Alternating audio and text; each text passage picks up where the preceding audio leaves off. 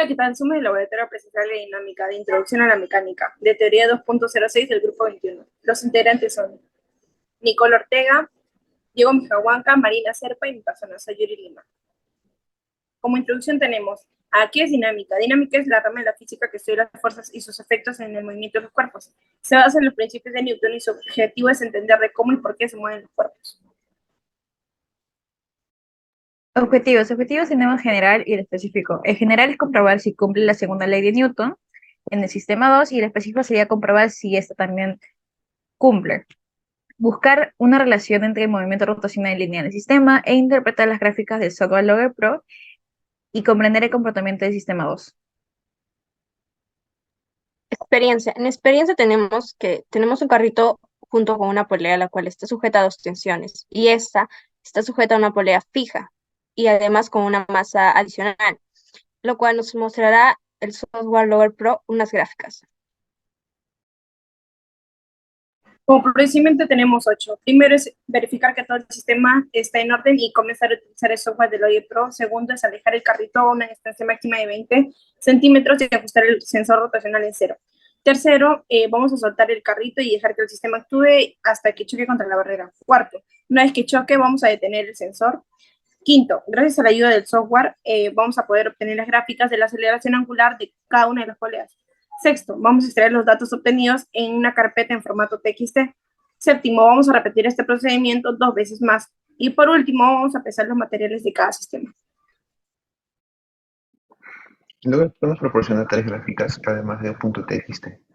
Este punto TXT lo pasamos a Excel y a partir de Excel podemos recrear las tres gráficas de aceleración angular, velocidad angular y desplazamiento angular con respecto al tiempo.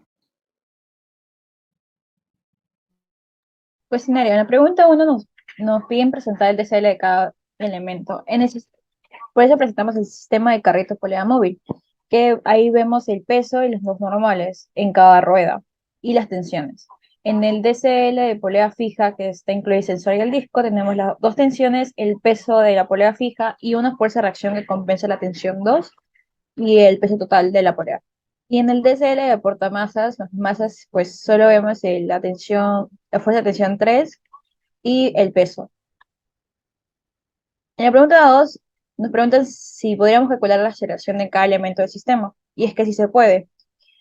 La aceleración, la aceleración es la suma de las aceleraciones tangenciales y radiales. Al no existir un radio de curvaturas, en el caso del carrito polea móvil, la aceleración radial es igual a cero.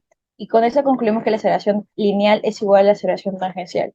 En la polea fija, la aceleración angular es la misma para ambas poleas, porque tienen la misma altura y tienen el mismo radio. Por eso podemos decir que su radio y su aceleración angular son iguales.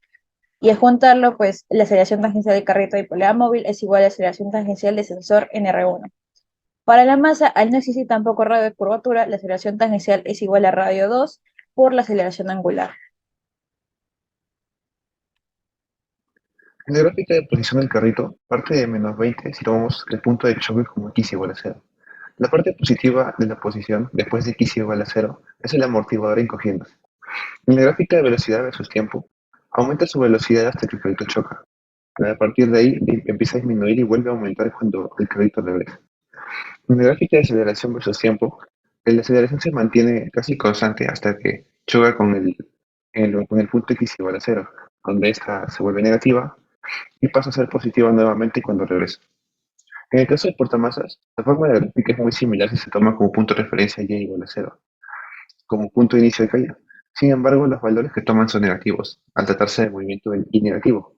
En las partes de velocidad y aceleración, cuando aumenta el valor, hace referencia a un rebote del portamasas, cuando se tensa la cuerda y el carrito choca.